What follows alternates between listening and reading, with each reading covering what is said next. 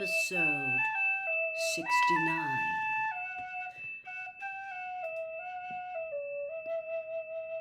He showed no sign of outward arrogance or aggression at all. As an unusually talented and very good-looking orphan, he naturally drew attention and sympathy from the staff almost from the moment of his arrival. He seemed polite, quiet, and thirsty for knowledge. Nearly all were most favorably impressed by him. "Didn't you tell them, sir, what he'd been like when you'd met him at the orphanage?" asked Harry. "No, I did not." Though he had shown no hint of remorse, it was possible that he felt sorry for how he had behaved before and was resolved to turn over a fresh leaf. I chose to give him that chance. Dumbledore paused and looked inquiringly at Harry, who had opened his mouth to speak. Here again was Dumbledore's tendency to trust people in spite of overwhelming evidence that they did not deserve it. But then Harry remembered something. "But you didn't really trust him, sir, did you?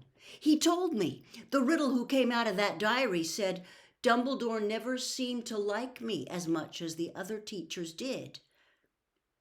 "Let us say that I did not take it for granted that he was trustworthy," said Dumbledore.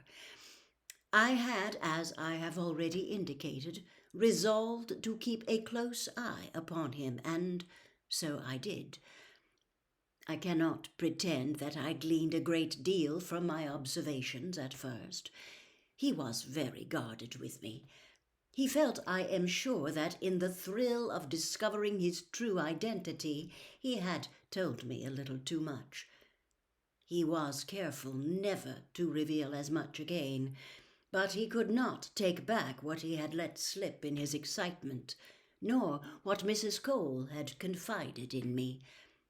However, he had the sense never to try and charm me as he had charmed so many of my colleagues. As he moved up the school, he gathered about him a group of dedicated friends. I call them that for want of a better term, although, as I have already indicated, Riddle undoubtedly felt no affection for any of them. This group had a kind of dark glamour within the castle. They were a motley collection, a mixture of the weak seeking protection, the ambitious seeking some shared glory, and the thuggish gravitating toward a leader who could show them more refined forms of cruelty. In other words, they were the forerunners of the Death Eaters, and indeed some of them became the first Death Eaters after leaving Hogwarts. Rigidly controlled by Riddle, they were never detected in open wrongdoing, although their 7 years at Hogwarts were marked by a number of nasty incidents to which they were never satisfactorily linked. The most serious of which was, of course, the opening of the Chamber of Secrets, which resulted in the death of a girl. As you know, Hagrid was wrongly accused of that crime. "I have not been able to find many memories of Riddle at Hogwarts," said Dumbledore, placing his withered hand on the pensieve. "Few who knew him then are prepared to talk about him. They are too terrified. What I know I found out after he had left Hogwarts, after much painstaking effort, after tracing those few who could be tricked into speaking, after searching old records and questioning Muggle and wizard witnesses alike. Those whom I could persuade to talk told me that Riddle was obsessed with his parentage. This is understandable, of course. He had grown up in an orphanage and naturally wished to know how he came to be there. It seems that he searched in vain for some trace of Tom Riddle Sr. on the shields in the trophy room, on the lists of prefects in the old school records, even in the books of wizarding history. Finally, he was forced to accept that his father had never set foot in Hogwarts. I believe it was then that he dropped the name forever, assumed the identity of Lord Voldemort, and began his investigations into his previously despised mother's family. The woman whom, you will remember, he had thought could not be a witch if she had succumbed to the shameful human weakness of death. All he had to go upon was the single name Marvolo, which he knew from those who ran the orphanage had been his mother's father's name.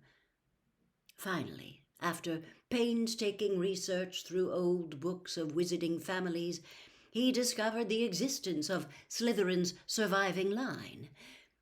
In the summer of his 16th year, he left the orphanage, to which he returned annually, and set off to find his gaunt relatives. And now, Harry, if you will stand. Dumbledore rose, and Harry saw that he was again holding a small crystal bottle filled with swirling, pearly memory.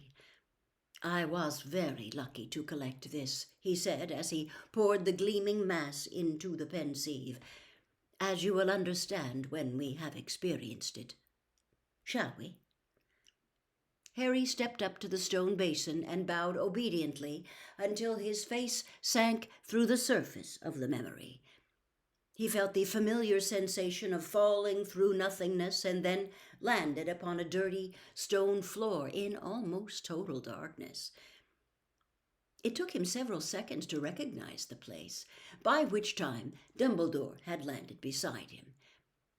The Gaunt's house was now more indescribably filthy than anywhere Harry had ever seen. The ceiling was thick with cobwebs, the floor coated in grime. Moldy and rotting food lay upon the table amidst a mass of crusted pots. The only light came from a single guttering candle placed at the feet of a man with hair and beard so overgrown Harry could see neither eyes nor mouth. He was slumped in an armchair by the fire, and Harry wondered for a moment whether he was dead. But then there came a loud knock on the door, and the man jerked awake, raising a wand in his right hand and a short knife in his left. The door creaked open. There on the threshold, holding an old-fashioned lamp, stood a boy Harry recognized at once. Tall, pale, dark-haired, and handsome. The teenage Voldemort.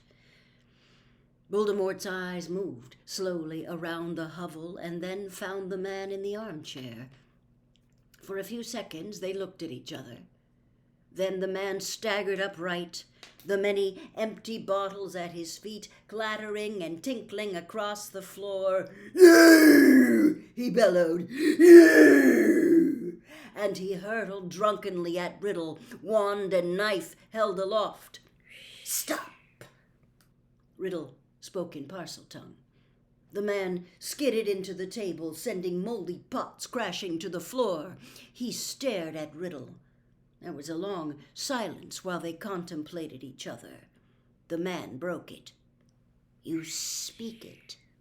"Yes, I speak it," said Riddle. He moved forward into the room, allowing the door to swing shut behind him. Harry could not help but feel a resentful admiration for Voldemort's complete lack of fear. His face merely expressed disgust and perhaps disappointment. "Where is Marvolo?" he asked. "Dead," said the other. "Died years ago, didn't he?" Riddle frowned. "Who are you, then?" "I'm Morphin, ain't I?" "Marvolo's son." "Course I am, then." Morphin pushed the hair out of his dirty face, the better to see Riddle, and Harry saw that he wore Marvolo's black stoned ring on his right hand. "I thought you was that muggle," whispered Morphin. "You look mighty like that muggle." "What muggle?" said Riddle sharply.